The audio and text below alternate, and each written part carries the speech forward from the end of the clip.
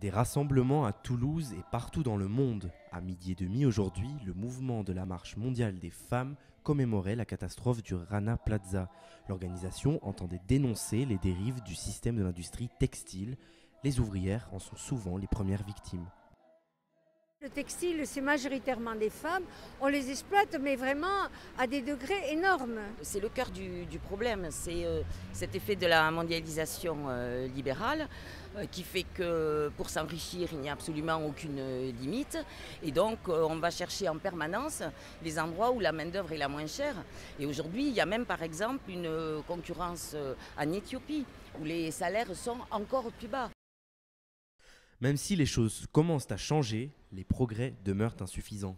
Il y a eu quelques évolutions dans les conditions de vie, mais enfin de manière générale, les choses sont toujours quand même extrêmement préoccupantes, même si ça avance, et ça avance au prix de mobilisations comme celle d'aujourd'hui. Et du côté des consommateurs, se souviennent-ils de l'effondrement du Rana Plaza? Ont-ils changé leurs habitudes de consommation? Ça m'a pas tellement impacté parce que nous, si on n'est pas forcément mis au courant plus que ça, peu à peu on oublie.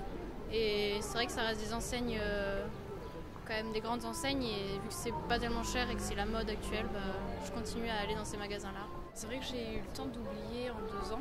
Je continue à acheter des vêtements dans les grandes marques. Si les consommateurs ne sont pas directement responsables, il demeure important de leur rappeler d'où viennent les vêtements qu'ils portent.